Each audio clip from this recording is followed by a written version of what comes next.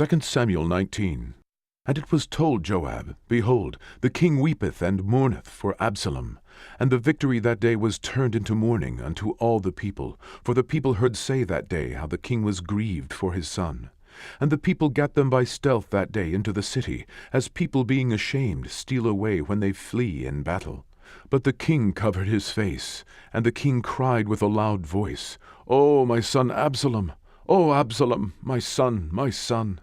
And Joab came into the house to the king, and said, Thou hast shamed this day the faces of all thy servants, which this day have saved thy life, and the lives of thy sons, and of thy daughters, and the lives of thy wives, and the lives of thy concubines, in that thou lovest thine enemies, and hatest thy friends. For thou hast declared this day that thou regardest neither princes nor servants. For this day I perceive that if Absalom had lived, and all we had died this day, then it had pleased thee well. Now therefore arise, go forth, and speak comfortably unto thy servants. For I swear by the Lord, if thou go not forth, there will not tarry one with thee this night. And that will be worse unto thee than all the evil that befell thee from thy youth until now. Then the king arose, and sat in the gate. And they told unto all the people, saying, Behold, the king doth sit in the gate. And all the people came before the king, for Israel had fled every man to his tent. And all the people were at strife throughout all the tribes of Israel, saying, The king saved us out of the hand of our enemies, and he delivered us out of the hand of the Philistines, and now he is fled out of the land for Absalom. And Absalom, whom we anointed over us, is dead in battle. Now therefore, why speak ye not a word of bringing the king back? And King David sent to Zadok, and to Abiathar the priests, saying, Speak unto the elders of Judah, saying, Why are ye the last to bring the king back to his house, seeing the speech of all Israel is come to the king, even to his house? Ye are my brethren, ye are my bones and my flesh, wherefore then are ye the last to bring back the king? And say ye to Amasa, Art thou not of my bone and of my flesh? God do so to me, and more also, if thou be not captain of the host before me continually in the room of Joab. And he bowed the heart of all the men of Judah, even as the heart of one man, so that they sent this word unto the king, Return thou, and all thy servants. So the king returned, and came to Jordan, and Judah came to Gilgal, to go to meet the king, to conduct the king over Jordan. And Shimei the son of Gera, a Benjamite, which was of Bahurim, hasted and came down with the men of Judah to meet King David.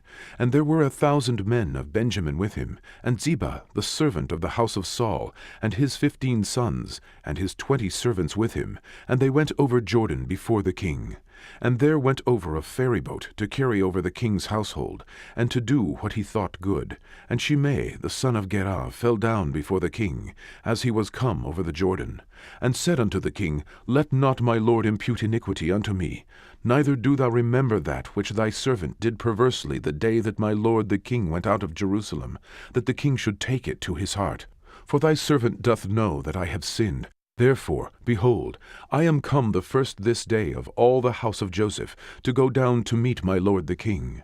But Abishai the son of Zeruiah answered and said, Shall not Shimei be put to death for this, because he cursed the Lord's anointed? And David said, What have I to do with you, ye sons of Zeruiah, that ye should this day be adversaries unto me? Shall there any man be put to death this day in Israel? For do not I know that I am this day king over Israel? Therefore the king said unto Shimei, Thou shalt not die. And the king sware unto him.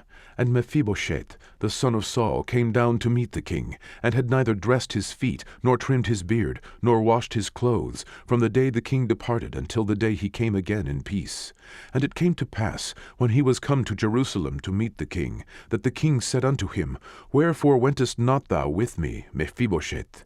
And he answered, My lord, O king, my servant deceived me. For thy servant said, I will saddle me an ass, that I may ride thereon, and go to the king, because thy servant is lame. And he hath slandered thy servant unto my lord the king. But my lord the king is as an angel of God. Do therefore what is good in thine eyes. For all of my father's house were but dead men before my lord the king. Yet didst thou set thy servant among them that did eat at thine own table. What right therefore have I yet to cry any more unto the king? And the king said unto him, Why speakest thou any more of thy matters? I have said, Thou and Ziba divide the land. And Mephibosheth said unto the king, Yea, let him take all, forasmuch as my lord the king is come again in peace unto his own house. And Barzillai the Gileadite came down from Rogelim, and went over Jordan with the king, to conduct him over Jordan.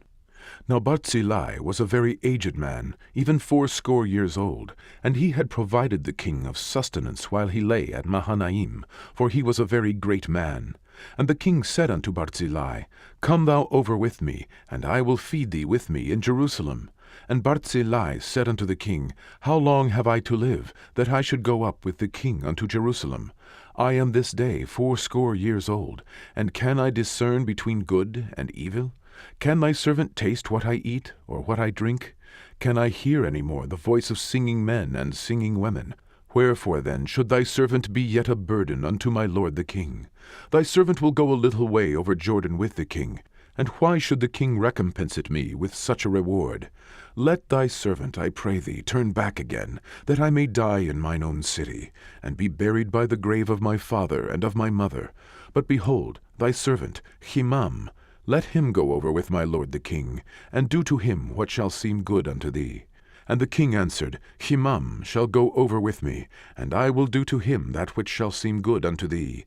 And whatsoever thou shalt require of me, that will I do for thee. And all the people went over Jordan. And when the king was come over, the king kissed Barzillai, and blessed him. And he returned unto his own place. Then the king went on to Gilgal, and Himham went on with him. And all the people of Judah conducted the king, and also half the people of Israel.